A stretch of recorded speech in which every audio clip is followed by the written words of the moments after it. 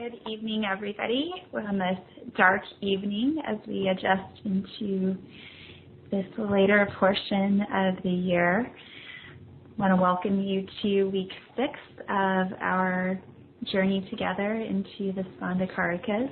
We are coming to you live tonight from Malibu, where we just witnessed a gorgeous sunset a little while ago and felt a very auspicious way to lead us into tonight's teaching. Some of you may have noticed a little while ago that I posted something a bit later than I had planned, which was that this class is very auspicious, particularly noticeable class in our flow, because it concerns the 4 or 5 verses that give us the nectar of the daily yoga practice that the tantrics were doing despite or regardless of their lineage. And so the Spanda text, which assumes that we know these practices, takes us into a beautiful mystical interpretation of what it's like to experience the dissolution of all suffering, of all mental anxiety, in the flow of Shakti as the awakened Kundalini, the coiled one. So tonight is very auspicious for that reason, and we will hear a little bit about the true origins of the Kundalini teaching and what it means to experience the state of living liberation through this yoga practice.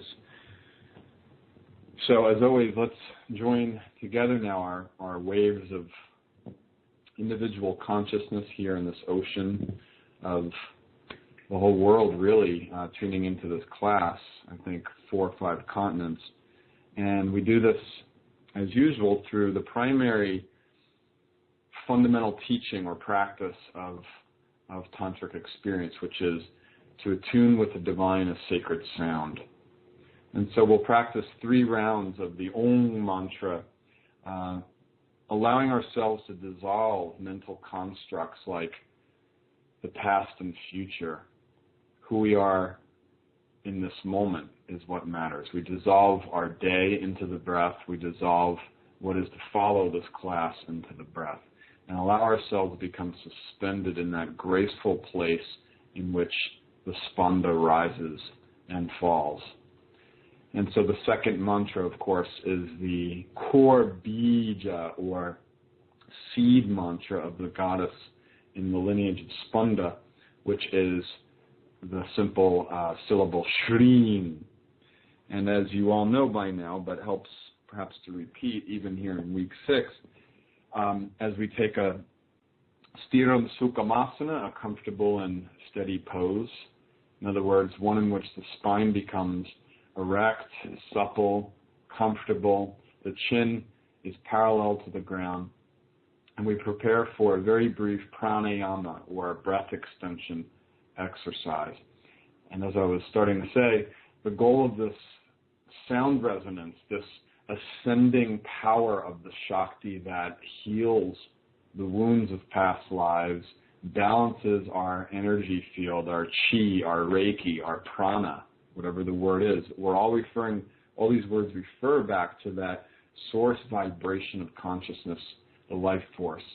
And sound is the way that the tantrics mastered attuning with this life force. And so to do so, we take a breath in now, simply and purely and easefully, opening the jaw and descending that breath into the heart, and releasing with a gentle sigh.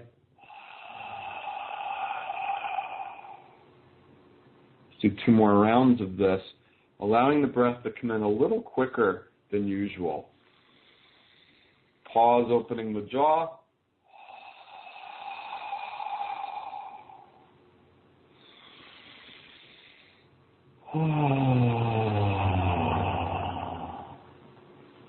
And so this accent on the fast-paced inhalation, which opens the heart lotus quickly, this practice of pranayama, a simple practice of stabilizing awareness in the present moment, is called the yawn breath, the yawn pranayama. When we yawn, we inhale quickly and sharply, but with focus in this practice. We're imitating the yawn so that our breath comes into the heart suspend that pause for 3 seconds before we release the sigh, or in this case, we'll move into the mantras, allowing the mantras to buzz literally like bees drunk on nectar in the heart while our breath is paused after the inhale. And then with our jaw open, we allow the bee sound to rise as the mantra. So, oh, and when that sound hits the third eye, ascending, called uchara in Sanskrit, we allow the sound that is not made at the lips, but is made in the palate, that buzzing vibration of pure nectarian consciousness, to take our awareness through the crown. So today, we'll do our 6 rounds, 3 ohms, 3 shrins, with this yawn breath followed by the pause, allowing ourselves to surrender into this present moment. So please join me in taking one last sigh after a nice yawn breath.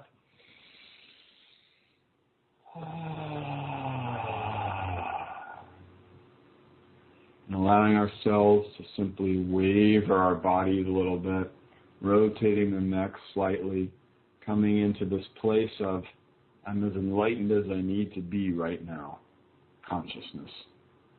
And we bring in the first sound, the sound of the ocean of consciousness. Please join me with that beautiful yawn breath and pause.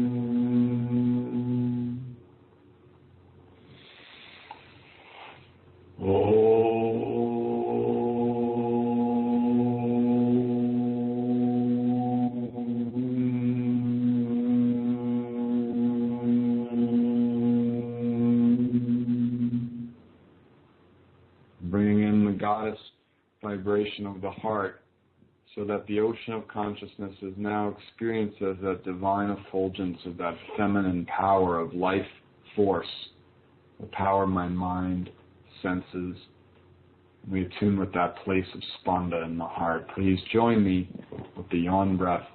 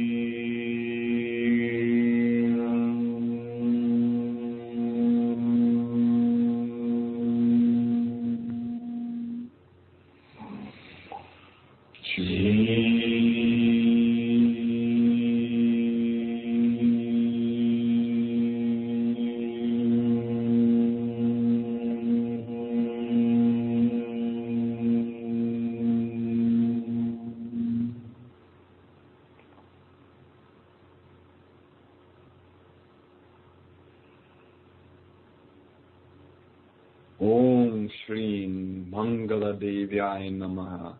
Ya Kundendu Tushara Hara Davala, Ya Shubra Vatstravrita, Ya Vina Varaganda Mandita Kara, Ya Shweta Padmasana, Ya Brahma Chuta Shankara Prabhitidir, Devyai Sada Vandita, Samam Bhatu Saraswati Bhagavati Nishesha Jagyapa.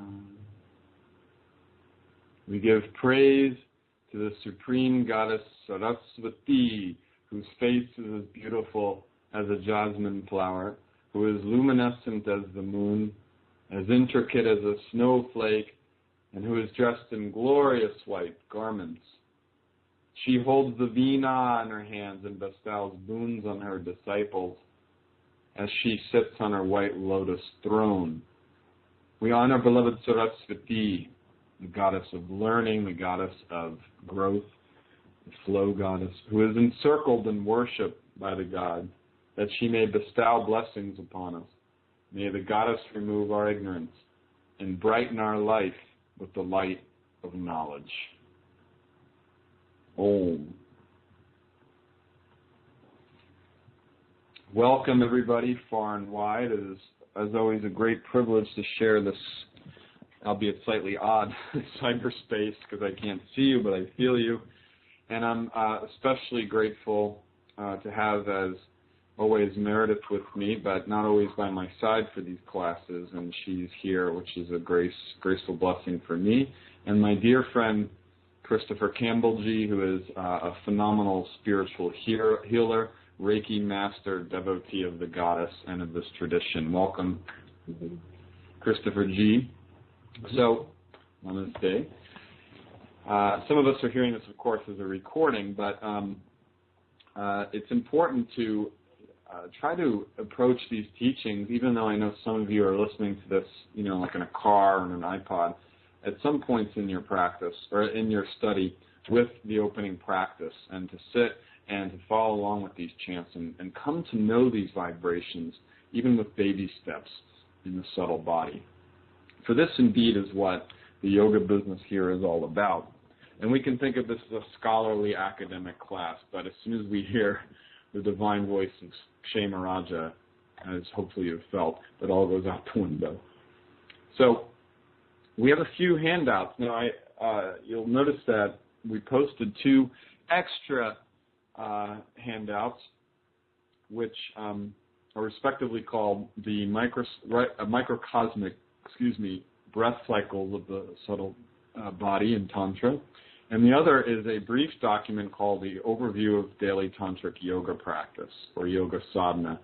You don't necessarily have to have those out because they're kind of extra reading, but I will refer to them. So you may want to mark your week 6 verse handout to know that when the appropriate places are to sort of refer to those in your own study time.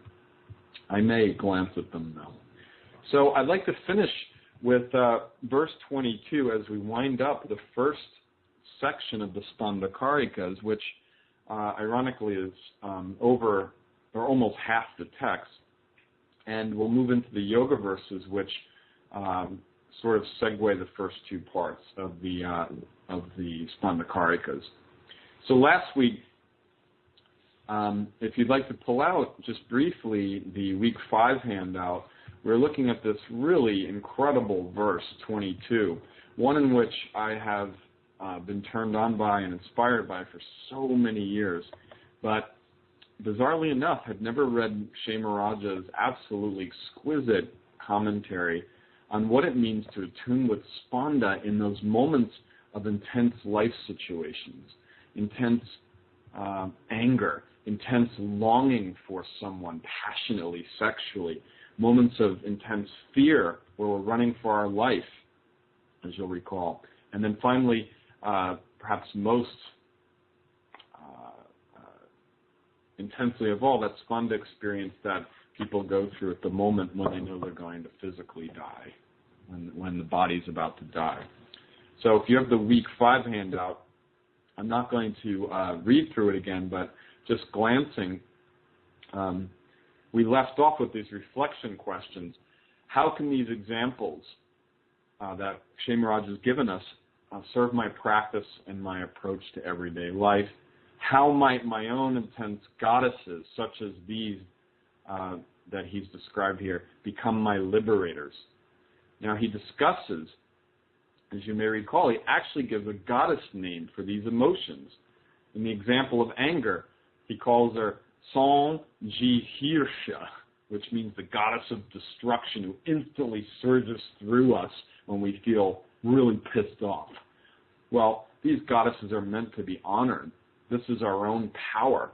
And it's not to say that we're meant to give in to anger and lash out at others, and he'll explain what to do with this anger in just a bit, but rather to access the source of this anger, which is the Spanda, which is the goddess, so that these experiences that perhaps we think, oh, I'm not very spiritual. I shouldn't be angry if I'm a yogi. Well, this is flipped on us completely. Wherein, in fact, the goddess of destruction, for that moment, if you are angry, becomes your catalyst to awakening. How is it that I can tap into or guide my awareness to the source of this in the heart and have a Kundalini awakening, an awakening of full Shiva consciousness? Or the goddess of intense longing. So that Kshemarajya goes full out and says, the ecstatic joy one feels when we long sensuously, sexually for someone is the intensity of the goddess he calls Kandishika, the goddess of intense longing, who in that moment intensely, precipitously surges forth into your awareness when you long for that lover.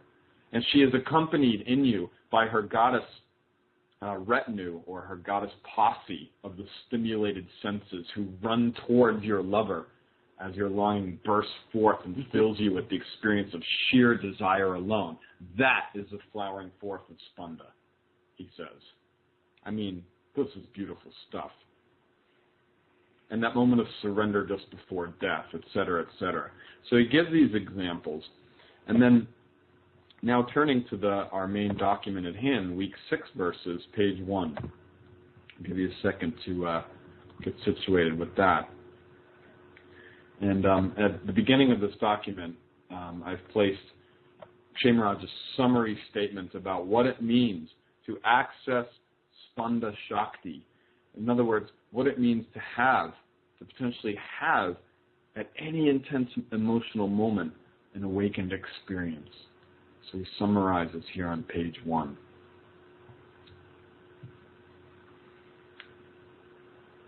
Tasmarita dhritikshaya padam samchetya jahajiti karmanga samkocha yuktya krodha samshaya dhriti prashamya the mavikasa vyapti yuktaya praharsha dvana vanadritir vispada abhimuki bhuta nija spanda shakti vimarsh avata yogina bhayam. The lesson in these examples, therefore, one is to remain ready to observe that source Spanda. The indication of its presence is the sudden suspension of mental activity, which is really driven by fear. Through the practice of the tortoise who withdraws his limbs, one will quiet down the anxious mental activity or fearful activity triggered by doubt and anger, meaning to say, when one's engagement with one's own surface voices of doubt and anger become overwhelming. Conversely, one can pacify anxious mental activity triggered by running away in terror or by the overwhelm of intense sexual excitement through the practice of actively engaging these experiences as they intensely flower forth. For the yogi is one who carefully observes the Spanda principle, becoming aware that he is possessed by the Supreme Goddess power pulsation, that is his own highest self, as she manifests right before him. This is taught in the Vijnana Bhairava, verse 101. By quieting the mind when lust, anger, greed, bewilderment, intoxication, or envy arise, then all that will remain is the true reality which underlies them. Okay. So getting into his comments for a bit here, what we have is 2 practices given to us for the 4 intense emotional experiences. The first is, or really I should say, 2 practices for, one practice is just for anger, and the other is for intense longing, fear, and bewilderment. When we are angry, when we feel overwhelmed by the goddess of rage, the practice he suggests is prashamaya kormanga samkocha yuktya krodha samshaya. When my mind is overwhelmed anxiously overwhelmed with anxiety, doubt that comes through anger, when you're pissed at somebody, when you're at the point of tears in anger, then the practice is withdraw like a tortoise into the shell. This does not mean run away from your anger. What this means is don't give in to the impulse of the ego to strike out, but rather inhale your source consciousness, inhale your energy into the heart space, into that source consciousness where Spanda vibrates. That goddess of anger rises from within. She's triggered from without.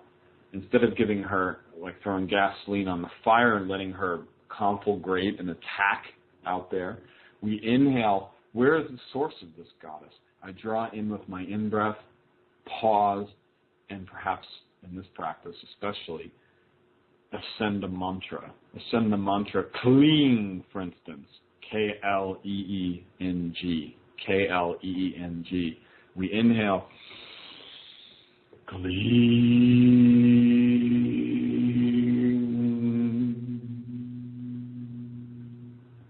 And so the tantric practice behind dealing with the goddess of anger is to dissolve that power into the intense vibration of Spanda, its own source. And so anger can be used as a catalyst to pure awakening. So you win. It's a win-win.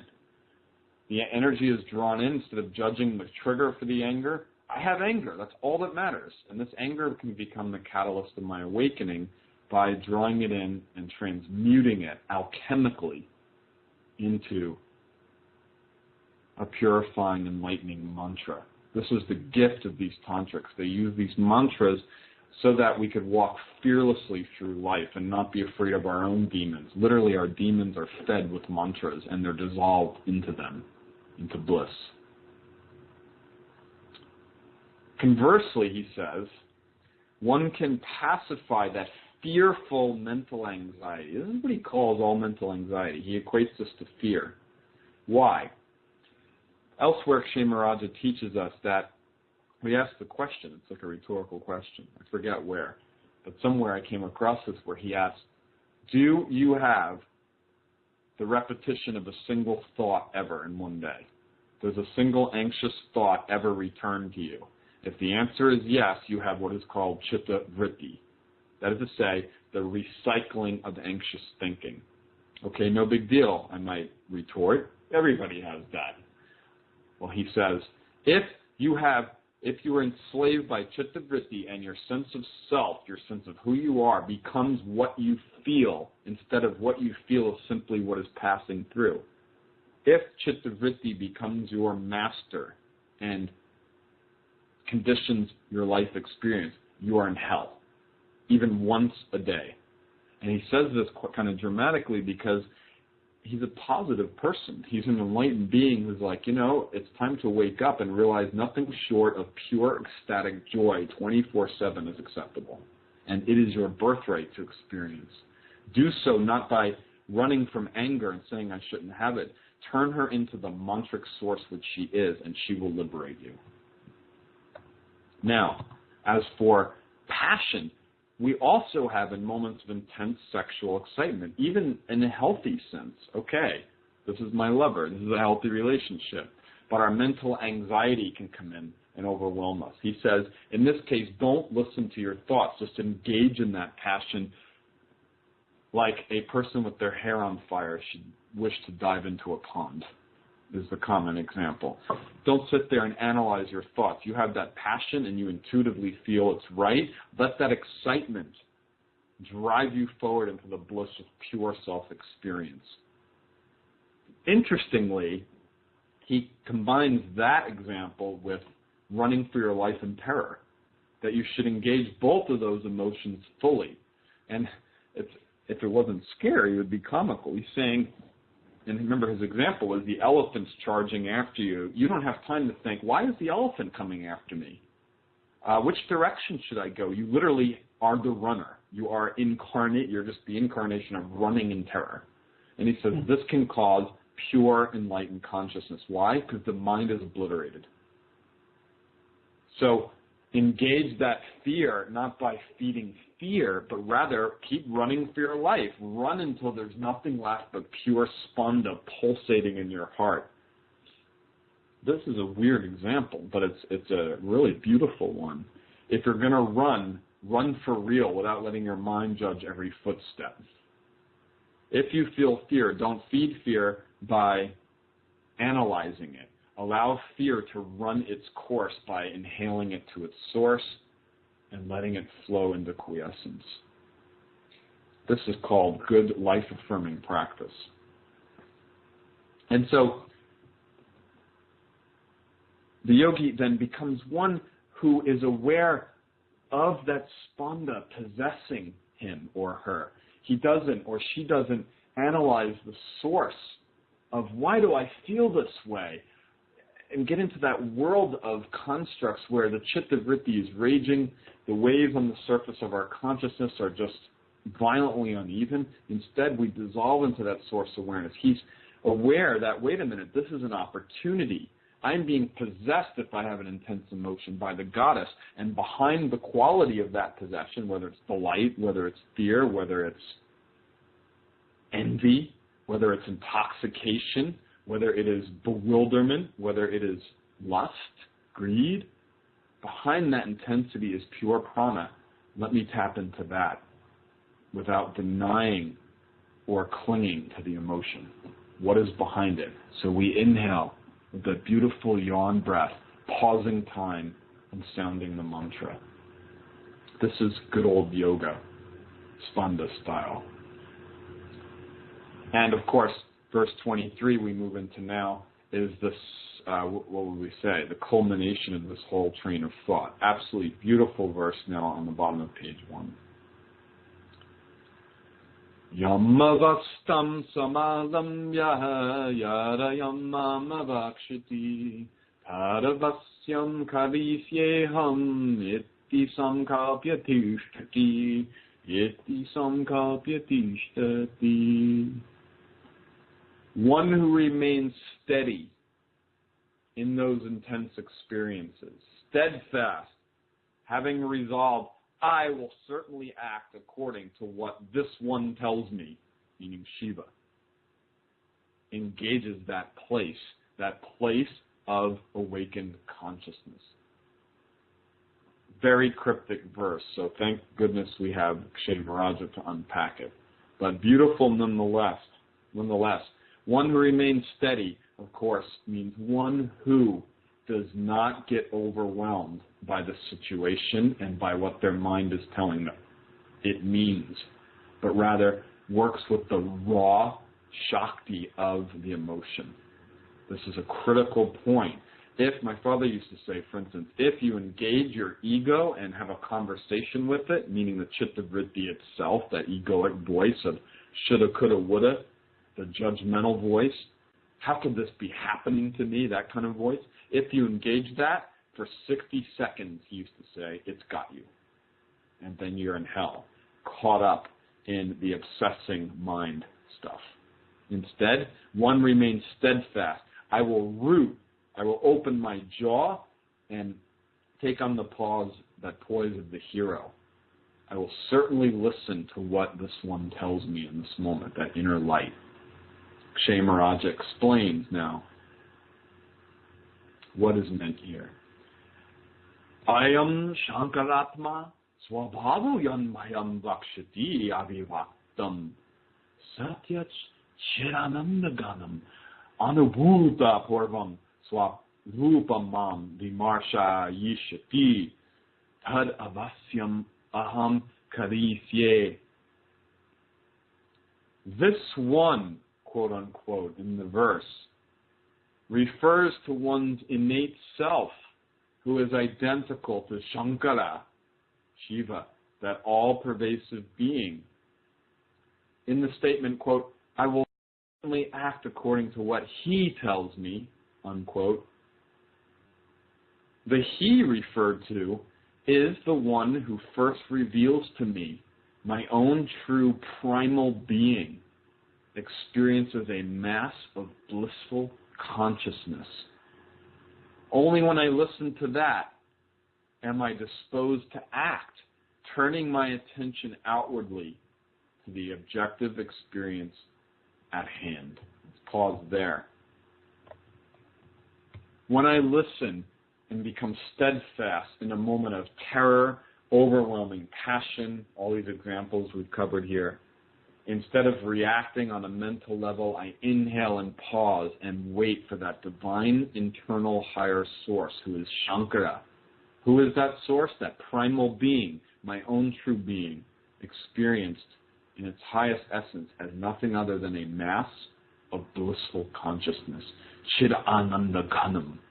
Only then am I disposed, only then should I act or react positively, turning my attention to the objective experience at hand. This is called taking time out. He goes on. Bahir mukatam hitva tat pravana eva bhavishami iti sankalpya nishchityayam atikrodhyad yavastasu anu bhutacharim chid ananda ganam spandhatmikam avastam avalambya prapyatvena vishamdaya tishtati shamita vikalpa gatim avikalpam avastam avichala tvena bhajate yogi. The word who in the verse refers to a determined yogi who remains, quote, steadfast, steady. That is to say, fixed upon that inner place, that inner heart space, during occasions such as extreme anger and so on. Where in that place, quote unquote, is what? It is the location of the Spanda source principle, the Spanda essence, experienced there as a mass of blissful consciousness. The yogi is one who remains determined to engage that inner place, that place that is without thought constructs. And it is there that is mental activity, that stressful egoic chatter when we're stressed out. That mental activity therein becomes pacified. Why is this? That's the end there. This is quote. Me talking now. Why is this? Why do thought constructs dissolve? The answer, of course, is because we begin to taste that nectar of blissful consciousness, which is who we really are. No mind can discuss that. No mind can continue its chatter once we taste the nectar of joy. And I return in this moment to reminding all of us, including myself, that in those moments that we consider to be those prime treasured peak experiences of falling in love, of even running in terror or experiencing death, where we feel more alive than ever and more close to that Spanda Shakti, in those moments the mind fizzles into quiescence. Avikalpam shammita vikalpagatim tishtati. The one that stays focused on the source of that bliss experiences the chattering of the mind as moving into quiescence, as dissolving away, so that there's nothing but pure rapture awareness. And we can experience this in all moments emotionally, not just at our ashram, not just when we meditate, not just in moments of retreat, but in moments when someone's screaming at us, in moments when we experience overwhelming lust and we're not sure what to do with it. This is what we do with it. We harness that power and trace it to its source and allow it to flower forth as the bliss of our own true being. So these verses 22 through 21, but mainly 22 and 23, are set up beautifully by the writer, the author, Kalita, the author of the Spanda Karikas, because he's preparing us for a new look at what at this point, meaning to say in time, the late 9th century, had become the standard yoga practice. So that the yogi can begin to realize that what we seek to experience in our daily tantric yoga sadhana of attuning with the heart space in moments of breath pause, attuning with that inner spanda, that kundalini shakti, and awakening the chakras can be experienced spontaneously in our everyday life, and in fact has been experienced.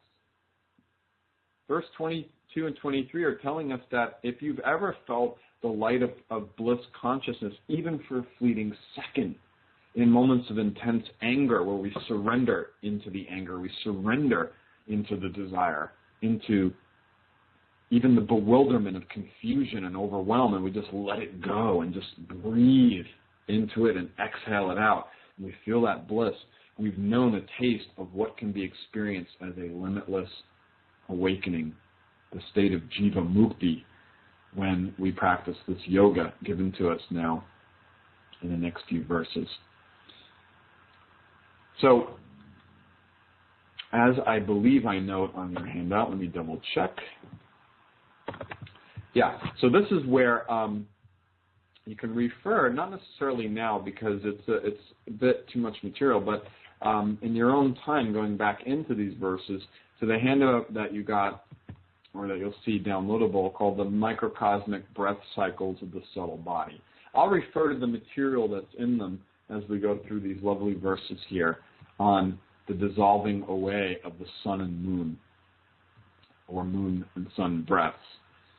So there's some nice charts there that give you an idea of how the tantrics envision the time cycles of external reality, of the cosmos, the time cycle of a single year or a single month or a single day are compared to, or rather aligned to, a single round of breath, so that we are the microcosm of the universe.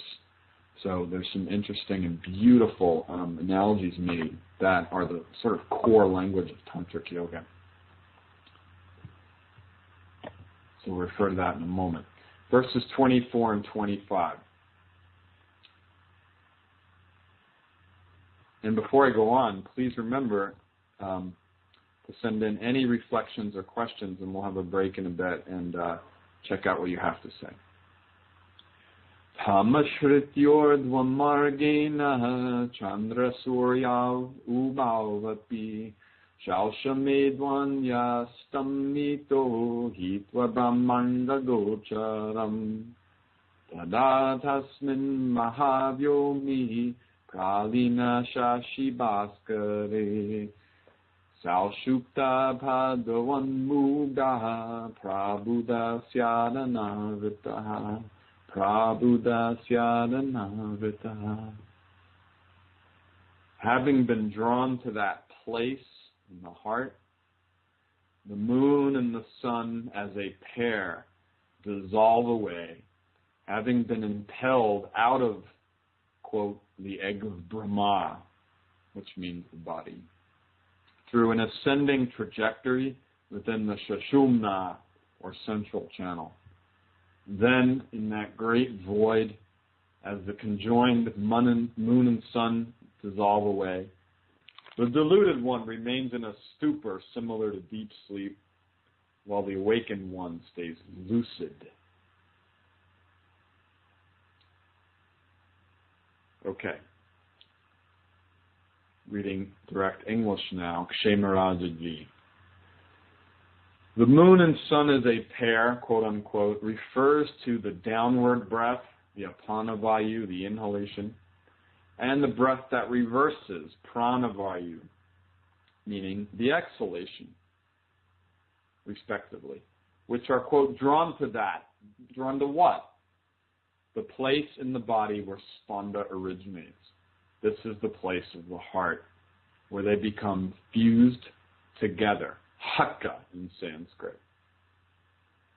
There in a fused state, the sun and moon, or the inhale and exhale, access the Sushumna channel, the central channel, otherwise known as the channel to the Absolute Self, and then fade away, or come to dissolution through an ascending trajectory, meaning through the ascending vital wind, Udana Vayu. How? The fused pair are impelled, quote unquote, through a trajectory identified as the egg of Brahma, that is to say, released from the bodily container, presided over by the creator god Brahma, who is stationed at the doorway of Brahma, in crown center on top of the middle of the skull.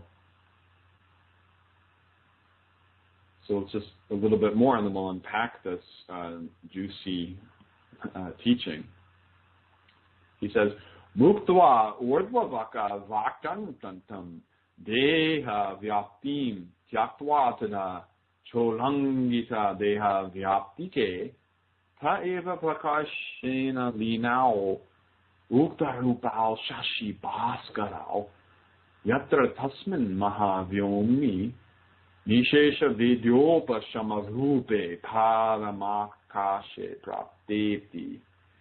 Having left the domain of the body at the culmination of the wind or the breath's upward movement, the pair identified as the fused essence of moon and sun is drawn beyond this point into the great void.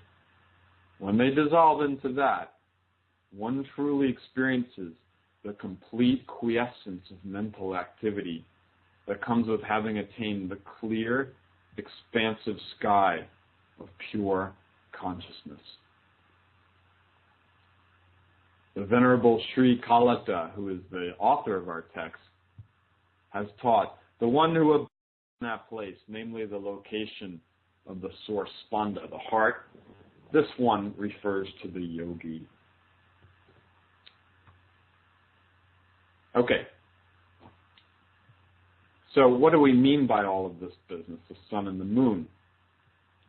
Well, the sun and the moon refer, of course, to the, as it's said quite clearly by Shri Maharaja, the moon represents the downward cool lunar breath. This is called the Apana Vayu, and it is cool because it is inhaled. It's fresh air moving into the heat of the body, and it descends from the nasal cavity into the heart.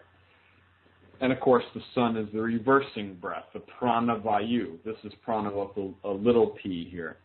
Now, normally, these breaths circulate, as you may know, through the Ida Nadi, if it's the lunar breath or the apana vayu, and then Pingala Nadi for all beings. But what happens when we begin to centralize these breaths in moments of pause? Now, this is done, and we'll have a little bit more on this, so I'm not going to unpack it all just yet, but just to clear up these terms in this first bit of commentary, when these breaths become fused together, this is the experience of kumbhaka. That is to say, the internal pause in the breath. So why do we say things like, take a deep breath, or that beautiful vista took my breath away? Because there's a moment where the activity, the incessant activity of the breath can come to a delightful pause. And we experience that breathlessness that is deathlessness. We experience that deathlessness that is breathlessness. And these breaths are fused together. How is that? Well, we've inhaled the lunar breath into the heart. And let's do this just once and release one Om. But first, before we inhale, the accent is on taking a nice 3-second pause. We'll do this yawn breath again, where we pause that open heart lotus, and I want you to just, even for 3 seconds, feel how the energy pools in the center of the chest. And what we're doing, of course, is fusing together in-breath and out-breath. Why? Because the solar breath, or the sun, isn't allowed to rise or exhale as we hold the breath in the heart.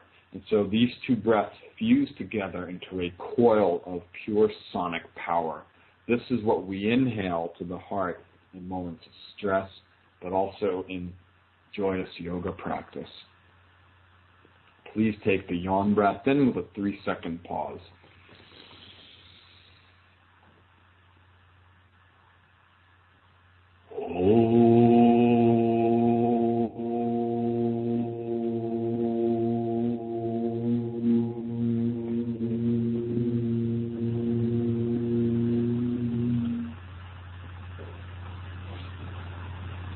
We'll do one more, but first notice the wording that the two are fused together and are impelled upward, an upward trajectory out of what is called, kind of strange, but the egg of Brahma is a technical phrase for the domain of the body of the Creator God.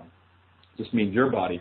And as this combined essence arises, it's carried forth by, if you're sticklers for, disseminating these vayus, by the Udana wind. The word Udana means the ascending energetic wind, or the ascension, the uchara, the rising forth of these sounds, which through practice allows us to pause these breaths and to access that central channel. So when we pause these breaths in the heart, the central channel opens from the base of the spine, and this energy begins to pool all in the central channel and to break the granthis as it flows through the crown of the head. And with this, it dissolves the chatter of the mind. Now, this is the core yoga sadhana of Tantra, is working these sounds into the central channel with this glorious practice of that leaves us really in a state of suspended timelessness. And so the state of yoga is often called Kalottara, the state of no time, where you feel nothing but the flow of the goddess. So let's feel now, before we inhale, preparing to draw this breath in, but now after a 3-second pause, feeling that Udana Vayu carry the sound straight up the central channel into that hung sound, allowing it to come into quiescence. And we'll pause for a few seconds and just feel how the mind itself is temporarily obliterated as the sound rises. This time, for those that are able to, unless you're asthmatic or something, let's actually stretch this into a 5-second pause, holding the jaw open, holding the heart lotus open after our inhale.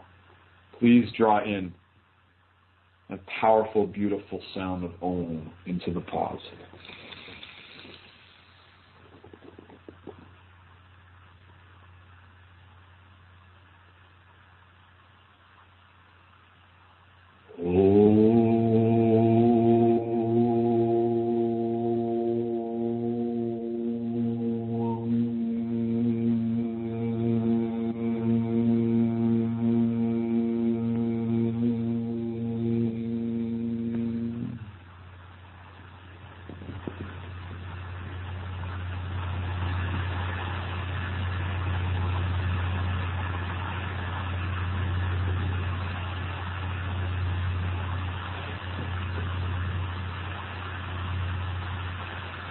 Releasing the breath with a nice sigh.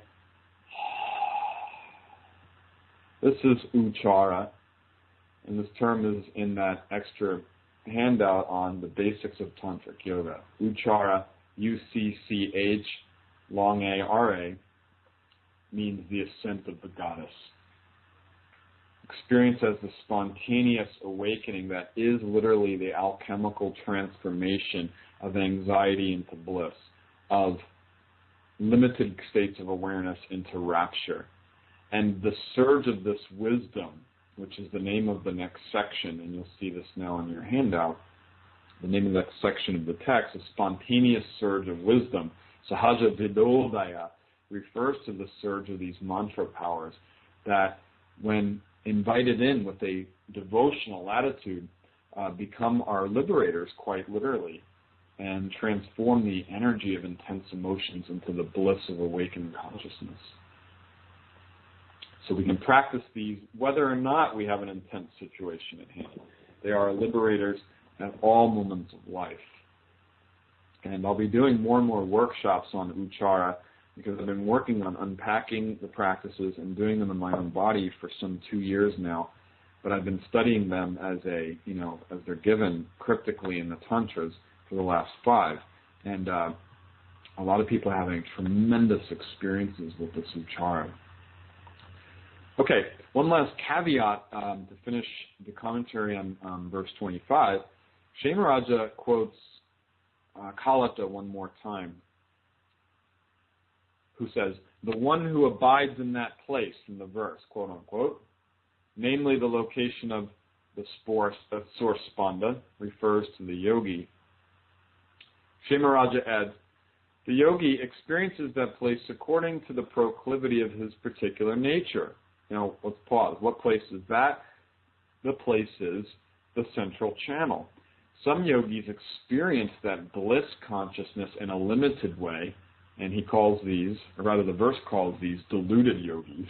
Whereas the one who is fully in a state of surrender, let me feel this to its extreme instead of judging what's happening in my body. We call these cult leaders. I say that tongue-in-cheek, but there's many characters in history who have a taste of this nectar and analyze it and get stuck at a state of awakening that's not quite full awakening. And they act out of that, and the ego's still there on fire. So he says, Kshemaraja, the unawakened yogi remains deluded by the mental activity of the dream state and so on, whereas the awakened one is no longer obscured by mental activity. So I ask in this blue font, what does Kshemaraja mean here by the dream state and so on? Well, here the dream state is used cryptically to refer to that state of quasi-non-dual consciousness, where you begin to feel this energy in your body and you begin to realize that, wait a minute, separate from this energy, and in fact, this energy is all around me. Just as the dreamer sees the dream and sees a lot of things that seem external, the adventure, the actors in the dream, and yet realizes, wait a minute, I'm a dreamer projecting this. There's not really two things here. There's one flow of consciousness.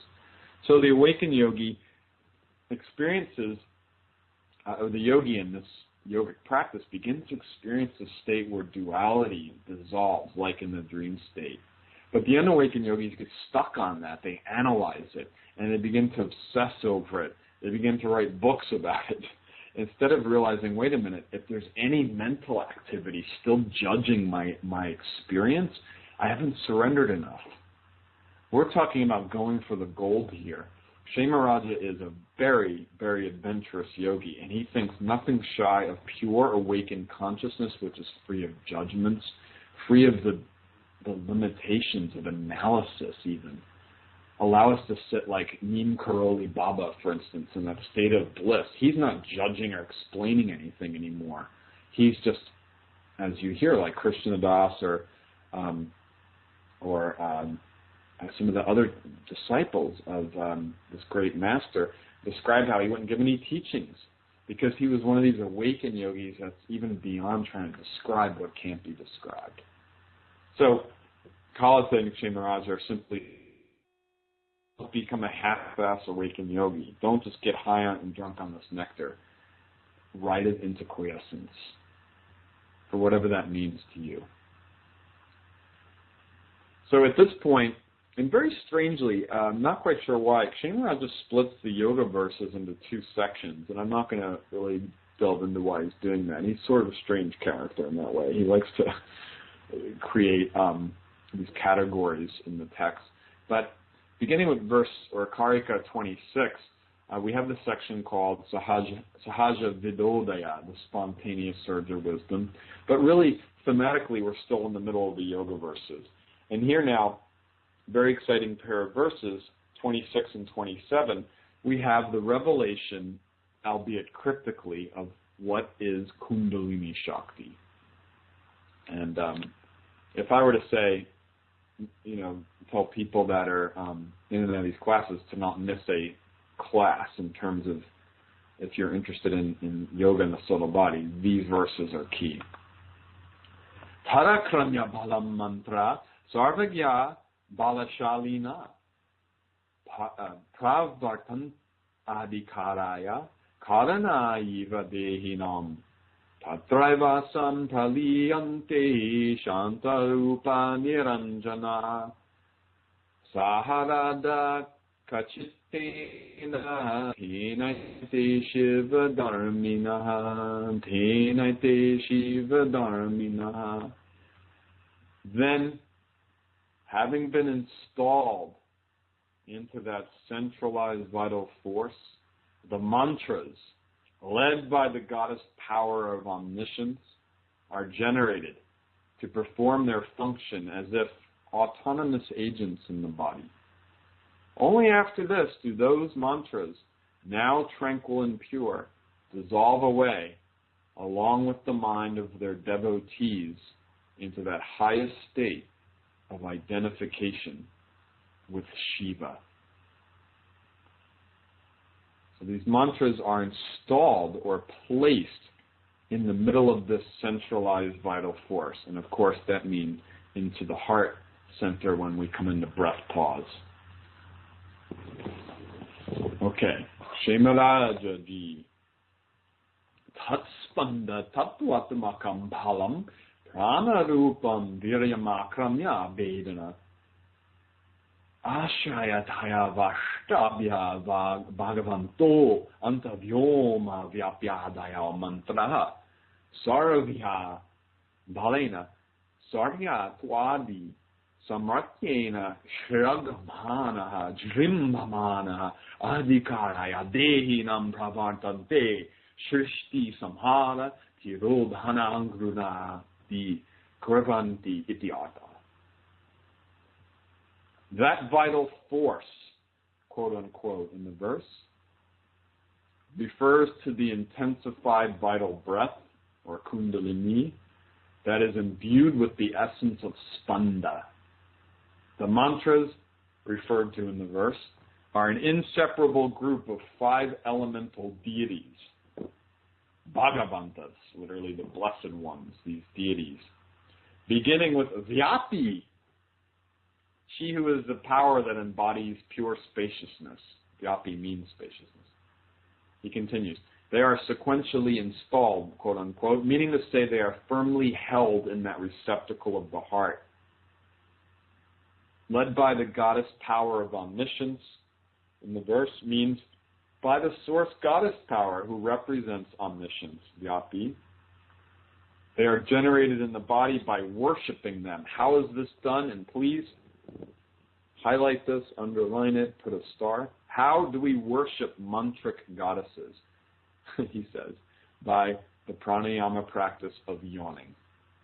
That is the offering. In order that they may govern, meaning to say, take over the 5 breath functions, which include creation, dissolution, concealment, and revelation. Let's pause there. Is this technical? Absolutely not. This is Kshemaraja being poetic. For indeed, the whole core yoga practice is that the deities that we attune with, that we install in our heart, which are particular seed or bija mantras, are personifications of our own highest essence. And the worship process is not giving pranams, not giving offerings to some deity out there. The offering is the in-breath, the yawn breath of pure presence. I inhale as if a yawn, which allows me to pause longer. When we take in a yawn, not to say you actually have to yawn, but we imitate the yawn, which is an abrupt inhale and pause. We generate that coiling power in the heart that suspends mental activity, that suspends even the activity of the pranavayus. They come streaming into the heart. And we honor that goddess with this in-breath. We honor Kundalini, who is the sound, Om, with the inhale.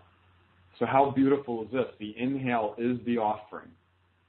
The inhale means in this moment I let go of my life situation and step into the heart. In this moment I surrender with inhalation all of my worries and cares, all of my mental obsessions, with that yawn that draws in the breath power of my fear, my worries, that draws in the breath power that takes in anger and lust and dissolves them as an offering to the highest goddess in the heart. I inhale and pause, and from here the goddesses arise as mantras, such as Om.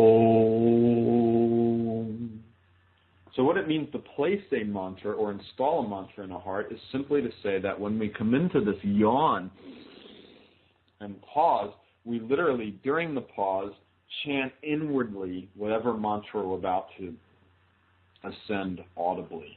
So if the mantra is Hreem, we inhale that sound, that quick yawn breath, allow it to percolate, chanting it inwardly, ring, ring, ring, ring, ring. And then when we release that breath, that mantra takes over, literally becomes a force of consciousness that heals the body and that moves through the breath cycle.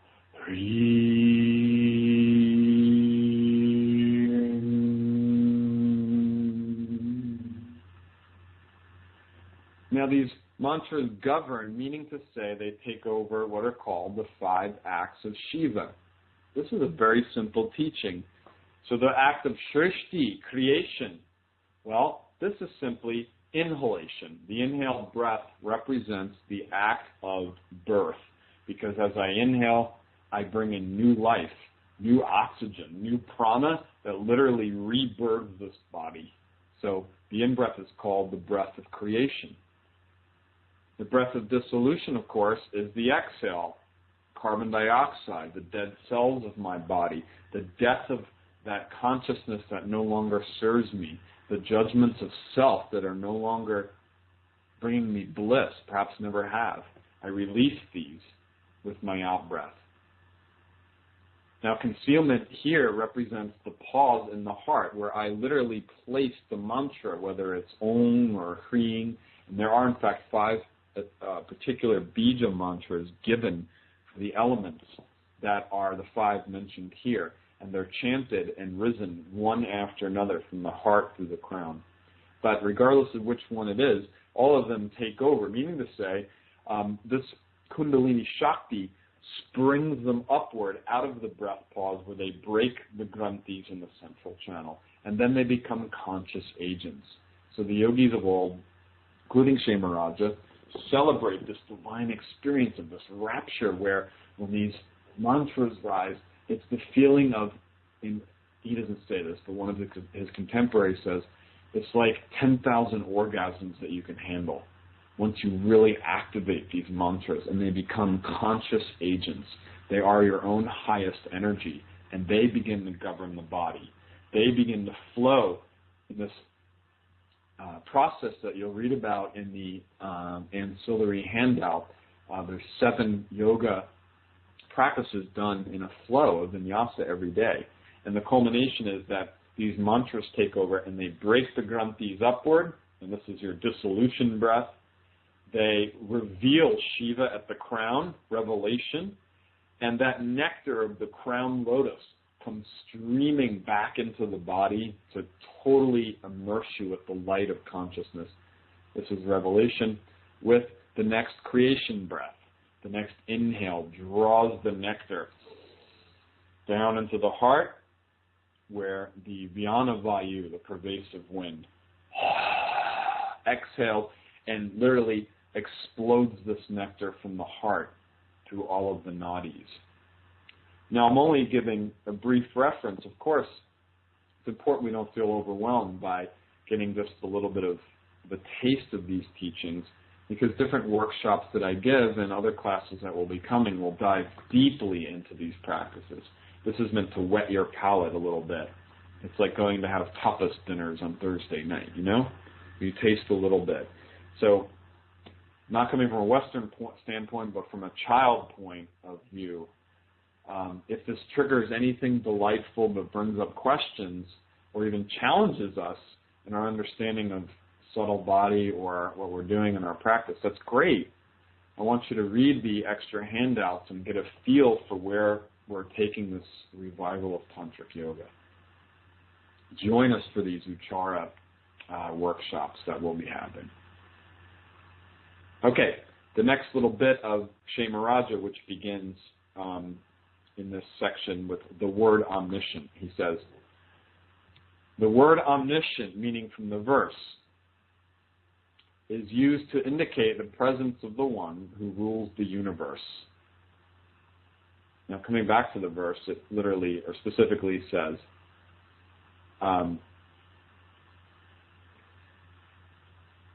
the mantras are led by that goddess power of omniscience. Now, that goddess power is Kundalini Shakti, otherwise known as Vyapi, but she is the power of whom? The power of Shiva.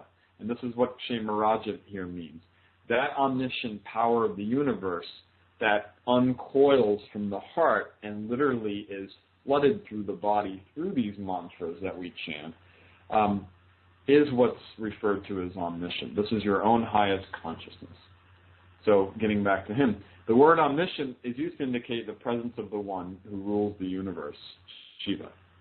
So rulers in the body, quote unquote, mean that the mantra's effect is physically discernible after they are installed into that vital force, located in the place where the source light of Shiva is found, meaning in the heart. So all this is to say is when you draw in these mantras and suspend the breath and pause, the experienced yogi through time and practice begins to actually feel this pulsation of pure consciousness that is Shiva, beginning to percolate, beginning to churn. At first this is experienced with most practitioners as a glowing, warm, soothing heat in the heart lotus that begins to take on this absolutely delightful sensation that then rises through the body. Okay, so here we have a couple of notes that I'd like to just unpack a bit, and this will take us into our conclusion, coming close to it, and that is unpacking this term Vyapi. Kshemaraja uses Vyapi to refer to the highest mantric power or highest Shakti. And this is in that blue font here below Kshemaraja's comments to verse 27. So as indicated in the verses that we're about to look at, and these are composed by Abhinavagupta, the teacher of Kshemaraja, who shows us that the pervasive one, Vyapi, is a common name for the omnipresent source Shakti of Lord Shiva. Now this is the resonance, the pure vibration of consciousness experienced as the sound Om. So when we talk about the coiled power or the pervasive power, this is the seed point out of which the syllable Om arises and goes back into, and is the seed point placed into the heart in moments of breath pause in our practice. Now this is the character, literally the Om symbol that's represented as the M with a dot at the end of all Bija mantras, as most of you know, like the Bija mantra, Om. When we see this written out, it looks like A-U, M with a dot, or O, followed by M with a dot. That M with a dot is not a consonant. It is this vibration held in the palate that permeates and breaks through to the crown lotus. So she is known as Kundalini. She is known as also the one who transcends peace, Shantyatita, or simply Parashakti. This is the mantra that's first placed into the body, installed before we ascend anything sonically. So Abhinavagupta says, the supreme mantric resonance is Kundali Shakti, the primal essence of subtleness itself, who presides above the door of the Absolute. Sorry, this should say the crown of the head, not the round of the head. The 5 elemental Bija mantras are prime aspects of the sourceless Shakti. Well, I got emotional. Who has no Lord. We got to do the Sanskrit here. Sorry, folks. Vyapi Vyomananta Nata Anashrita Purani Panchadata Shashumnam Brahma Bilam Kundalini Vyapi Panchakam Samana Iti Shodasha Bhuvaneyam Tattva Yugam Shantadita Syat. Those mantras are primal aspects of the sourceless Shakti who has no Lord and who embodies the limitless the limitless element of space as the goddess Vyapi, the pervasive one. Kundalini presiding above the Sushumna channel on top of the door of the Absolute is known as the one who is beyond peace. She contains within herself the 5 elements, all the ages of world time, the 36 reality levels or tattvas, all the worlds within them, and the 16 phases of time, meaning she's beyond time itself. She is the source power of everything, he says. Now, what does this mean? I thought Kundalini was stationed in the body. I've unpacked this in other classes. She certainly is not. Rather, Kundalini, the coiled power, is initially that coiled power that is associated with the crown lotus that springs life force into the body through inhalation and springs the out-breath back upward again. She is literally that coiling power at either end of the breath cycle. But she's lost to us as a visceral experience in our everyday life unless we come into these moments of spontaneous breath pause in this practice. She is honored or worshipped with that devoted in-breath that takes our concerns and worries into the heart, and she coils there. So this is not a power that's dormant in the body. Rather, she appears or looks like a coil, such as a coiled sleeping serpent, or the coil of a new sprout, as you'll see in your handout.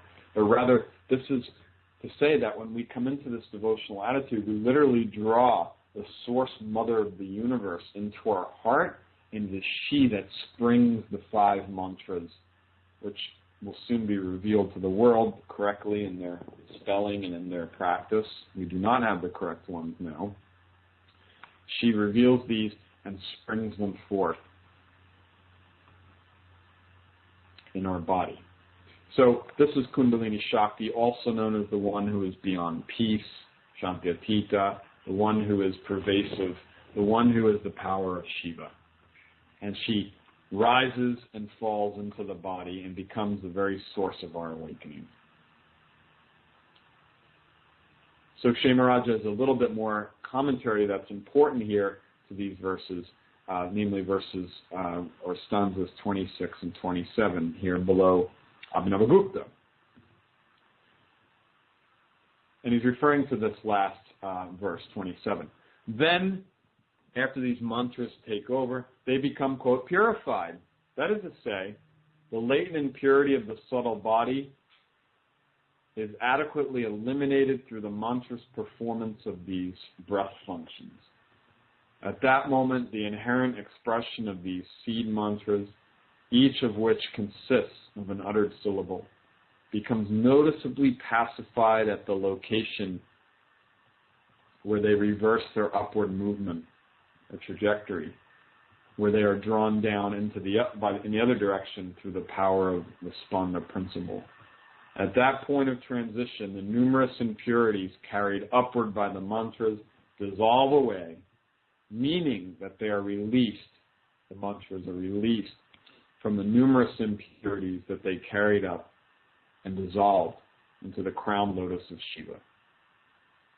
Quote, along with the mind of their devotees, meaning to say that also dissolved is their devotees' tainted perception of an objective world that is independent of Shiva consciousness.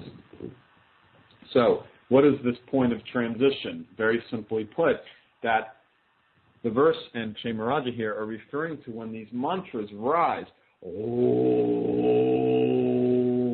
come to the third eye point.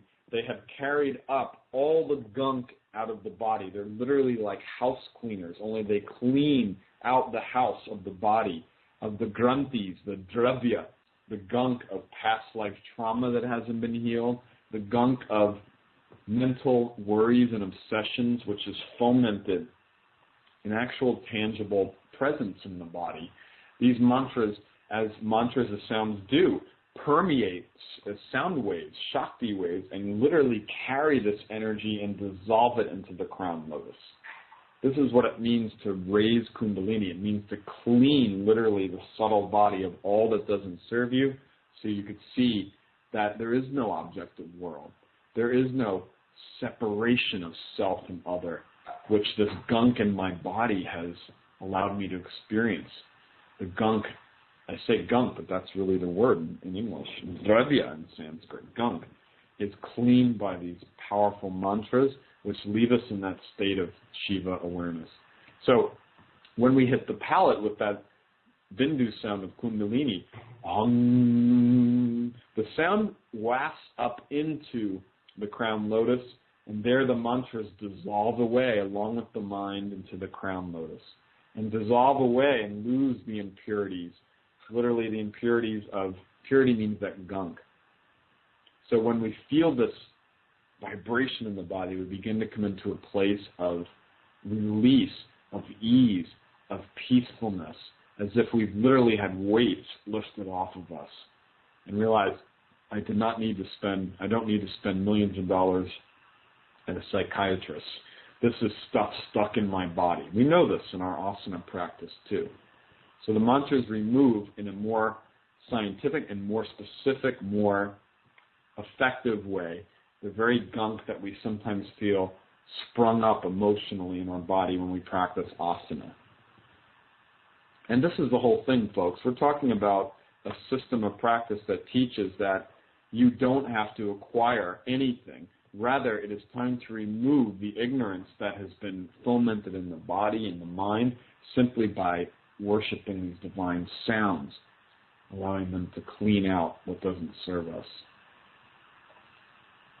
And so the sense of separation of you and me, of opposite, dissolves along with it, and we feel the bliss, the rapture of self-recognition. Below this, we have the names, and I've revealed at least here the names for you of the 5 mantras that are installed one after another by all tantrics in the heart lotus. The earliest known verse to Kundalini Shakti is given as well here, which is from the 7th century Kalauttara Tantra. This is the first time we've ever seen the word Kundalini, and here we have the whole practice in a nutshell.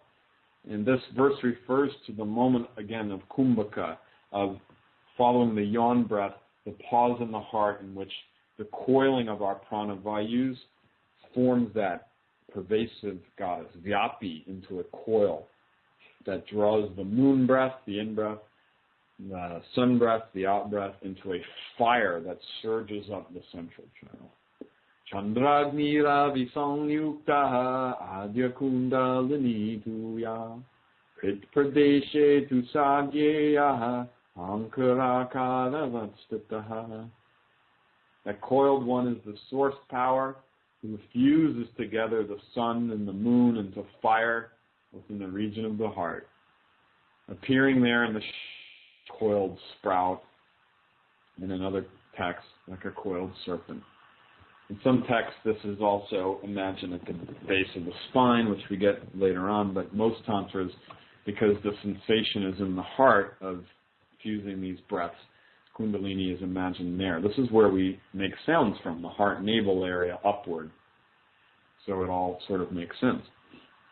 Now, the 5 goddess mantras are inflections of the syllable Om that carry the various long vowels in Sanskrit, so that the earth goddess mantra is embodied in the vowel Ah. The water vowel is the next vowel, long vowel, E. Fire, Oo. Air, I. And finally, space returns to that sound, O. So these 5 mantras are not given here because they're cryptically hidden. I know what they are, but in due time we'll, feel it out in terms of presenting them again after all these centuries in their correct spelling. But for now, they are very, very powerful mantras. They follow in this daily uchara practice, one after another. And to do so, as I do in myself daily, is a tremendously inspiring and empowering practice, but also can be overwhelming if we haven't practiced just working these vowel sounds for a while. So other classes I give that you can take, we work with these sounds. But the goddesses themselves are beautiful goddesses. We have Nivritti, repose Shakti, the Shakti that allows us to let go, that symbolizes the power of grounded consciousness, the earth. Kshemaraj has referred to them. We have Pratishta, she who is the power of tranquility. Vidya, she who presents wisdom. Air, Shanti, she who represents peace, the peacefulness of pure quiescence, the peacefulness of breath pause in the heart, or the pause of breath in the crown lotus after we've allowed the mantra to rise. And finally, she who is beyond peace, Shakti. This is Kundalini, once she has recoiled back into the crown lotus and dissolved with her lover Shiva. Shantyatita Shakti, Dhyapi Shakti. So we've discussed how and why these 5 elemental seed mantras are firmly held in the heart center through the practice of Kumbhaka, in reference to what Kshemaraja said. And the effect of the pranayama practice of that Kshemaraja calls yawning is, of course, that we bring in an excess of oxygen when we inhale with this sort of abrupt yawn. And this allows us to more comfortably hold the pause that we chant during and install in our heart before we let them fly upward, uchara. So the yawn practice, that this isn't a class where I'm giving the full prescription of this yoga, but the yawn practice allows us to pause and suspend that mantra and to feel the power coiling in the heart before we allow it to ascend. Okay, so we'll just touch on the final couple of verses and then check in to see if there's any feedback or questions on what we've covered here. And I'm going to send out or post on the Facebook page, let's say, or make available to you the full yoga practice of this uchara this week. But I'm going to do it in terms of a question. That is to say, I'm going to make the offering to you on the Facebook page if you would like to receive a step-by-step practice of the uchara of this tantric yoga of working these mantras. I've prepared that as a handout, but I'm only giving them to people that come to me and request, because this is a very sacred practice, and I want it to be the case that your heart calls for it before I present it. So I'll remind you guys of that in the Facebook page this week. And all you have to do is shoot me an email. So this is the nitty-gritty of this yoga, and it is to say that the yoga is still practiced every day by these Spanda practitioners. The yoga that all tantrics were doing is about this divine practice of the 5 mantras, the uchara, of cultivating kundalini in this pranayama cycle, which you'll read about in these handouts that you've gotten in more detail, but also that we can experience this moment and do experience it in everyday intense life moments. The Krama lineage from which Spanda comes is all about this in their teachings. So, for the last 2 verses here, we're going to just drift into a lighter sort of conclusive theme on the universe as a singular expression of one's own consciousness. Beautiful, beautiful teachings now. At least get through the Sanskrit and a touch of Kshemaraja. That is the effect of practicing this yoga. The experience of Jiva Mukti. Yasmat sarvamayo jiva sarva bhava samud bhavat tat samvedana rupena taratmya pratipatita tasmat shabdartha chintasu na savasta na yashiva bhoktaiva bhogya bhavena sada sarvatra samspita. Since the soul is one with the objective universe out of which all things come into existence, when it perceives that objective world, it perceives a projection of itself. Therefore, there is no reality within thoughts, words, or in their meanings that is not Shiva. It is the enjoyer alone who always and everywhere exists as the object of enjoyment.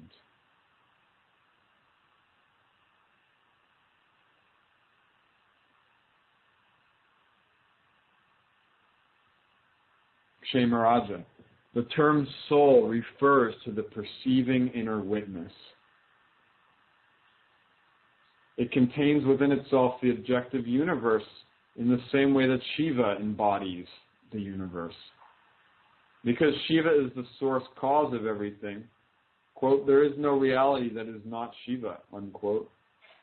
For he is imbued within all words, that is to say, within anything that can be expressed. Shiva is in their meanings, that is to say, in any objective existence, in the objective existence of anything pointed out by a word. And Shiva is in thoughts, meaning in the three phases of cognitive awareness that generate mental activity, beginning with the knower. Shiva alone appears as everything that exists. That is the meaning of the verse. So the three phases, of course, as we've studied, are knower, knowing, and known. That the sun is the energy of the light that comes from it and is what is illuminated. All of this is one flow, and the soul is the same as Shiva, projecting the universe and dissolving it back into itself. So one last little bit. Since this is the case, he continues, the perceiver or soul is comprised of pure consciousness alone. When interacting with the many expressions of objective worlds, such as reality levels, various worlds of experience constituted by objective forms, such as the color blue, and my own physical body, when the soul interacts with these things, one's consciousness is not increased, nor is it lessened. But there is nothing which separates the experience from what is experienced. Quote unquote. So when we interact with the world, our mind may tell us that I'm losing part of myself in this situation, or I've become weaker, or myself is dependent on this particular joy, or this particular post-it note, this particular label. And the verse in Kshemarajya more poignantly is teaching us that that bliss consciousness, which is who you really are, can never be lessened. That's an illusion of the ego. Neither can it be increased, because consciousness is all that there is. Therefore, turn inward to that source soul through these yoga practices of life, not just seated practice, in order to experience this unity consciousness.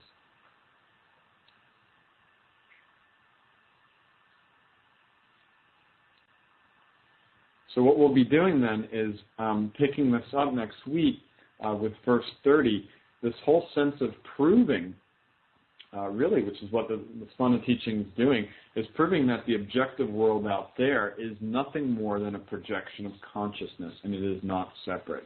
And as I included in this handout, which we'll unpack next week, this is something that quantum physics has even taught us, that is revealed to us.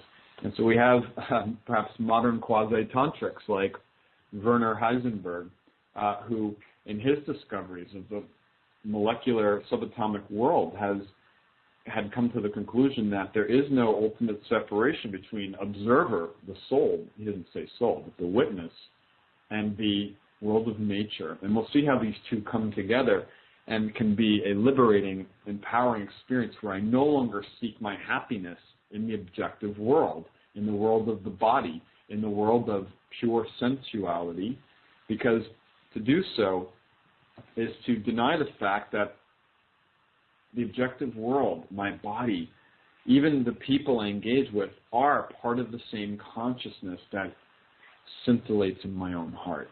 That is the highest place to go, to identify with the joy that permeates the universe. So with that, I prepare to close and see if there are any questions or comments. There are a couple questions. The first comes from Sherry, who asks, are these practices fully effective with practice, or is initiation into a lineage an essential or amplifying aspect? This is a great question, and I'm grateful to get it. So this comes up a lot. Now, of course, as some of you know, the whole tantric movement does surround what is called Diksha, which means a formal initiation in which the guru implants or imparts or installs the source mantra of whichever tantric lineage into the subtle body of the initiate. And then that initiate or that tantric yogi then works these mantras having had this power installed. And it's really not a separate power. As I say, the awakened master is said to have the power to sort of get your own mantric juice flowing. This is Diksha. Now, what we do have is, in lieu of a enlightened master who's, a master of this particular practice looming about in our community, what we do have is the Krama lineage. Now, the Krama lineage, which I think I referred to in the first week, so you can go back to week 1 handouts, is the great Shakta or goddess-oriented lineage of Tantra that says the goddess initiates you, the goddess who is beyond human form. And so this becomes a very interesting theme. That is to say that the goddess may have initiated you to be taking this class, may have fomented a hunger or a yearning to learn these practices, and so that becomes our teacher, the goddess herself. And we have full-blown license in this sense to follow and practice these teachings through direct initiation from the goddess. And so we're doing so in baby steps through giving you this uchara and the source vowels to work with in our sound practice. And the next question, a couple people want to know in the commentary to verses 26 and 27, when you're talking about the 5 phases of Shiva, you've only mentioned 4. So right. Can you tell us the 5th one? Sure. He mentions 4, which are creation, dissolution, concealment, and revelation. In the breath, we have a very, very brief recap. So inhalation is the creation breath. Exhalation is dissolution. What he does not mention is sthiti, or the pause. This is kumbhaka. This is the breath pause between the inhalation, which brings in the revitalizing, creative oxygen into my body, and the death breath, literally, in which we release dead cells. We release carbon dioxide. In between those is sthiti. He does not mention sthiti or pause. This is one of the 5 acts. Specifically, I believe, because that's what the verse is about. It's about pausing and honoring and worshiping these goddesses in kumbhaka. Kumbhaka, or that internal breath pause, is the function that's missing because it's inherently the subject of the verse.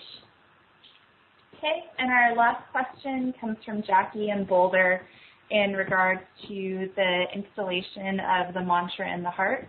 And she wants to know if one has a mantra already, virtue of initiation, can that mantra be used in this practice, or only the mantra of one of the 5 elements? Well, that's a great question. So, quick answer to that is there is a daily yoga sadhana that really has, at least in its fundamental basics, has not a lot of wiggle room because the tantrics, and I believe this in my whole heart to be true, had discovered a practice that is phonetically perfect. And to be specific, these 5 mantras are not just given mantras chosen, for instance, out of devotion to any particular deity. They are inflections of sounds that are made in the body that generate specific waves of prana up through the central channel. So they're meant to be done in a specific 5-part sequence.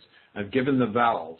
So briefly, you can identify in your own practice, when you resonate these sounds, you can feel ah at the heart, water element, yi rises into the throat, ooh for fire. That vowel resonates a little higher in the base of the mouth or the back of the mouth area. Then I is the sound that now ascends above to the back, you might say up near the tonsil area in the back upper part of the mouth, and then it gets even tighter into O for space. I is air, O is space, and then finally dissolving into that key kundalini vibration of into the palate. So even with that simple practice, if you experiment at home in your daily sit, you can feel how these vowel sounds are an ascending trajectory. Now, to give the full-blown 5 mantras, of course, these vowels belong, each one of them, to a bigger mantra, each of which ends in ang. They involve the tongue, and the tongue gets involved, and there's a whole vortex that rises through the body. So in that sense, those are not meant to be changed. However, that's the fundamental daily practice. On top of that, there are other mantras that are used to create more awakening in the body after that core practice is done. And so, answering the question directly, Kshemaraja would probably say, don't veer from those mantras, but then you use your own initiation mantra after that as an ancillary practice. That's about it. So stay tuned, especially this week, to the Facebook page, because I will post that offering to learn a basic uchara step-by-step practice that goes directly hand in hand with the handout you got tonight, called the orientation, I believe, or introduction, I forget how I worded it, orientation or introduction to Tantric Yoga. And it gives step-by-step instructions on how to do this sound practice and integrate a basic form of it into your daily sit. So to do this is great, but also to remember that every life experience is a moment in which we can let go of the world of judgments and inhale with that devotional yawn breath into the space of what is in my highest and best. Divine Mother, teach me how I am to act. That is the one that I listen to. And I allow that Spanda source to take me into the space of awakening. So all of our life experiences become blessings, and the world of judgments no longer need create anxiety for us. And with that, I wish you a divine week of great joy. And as always, I extend my heartfelt thanks for being a part of this class and this immersion with Kshemaraja. Namaste. One last shreeing to honor the goddess. Please take the yawn breath in.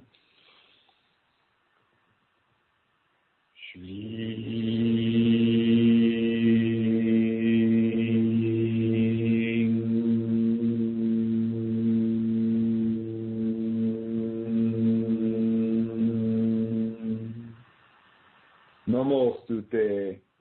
Namaste.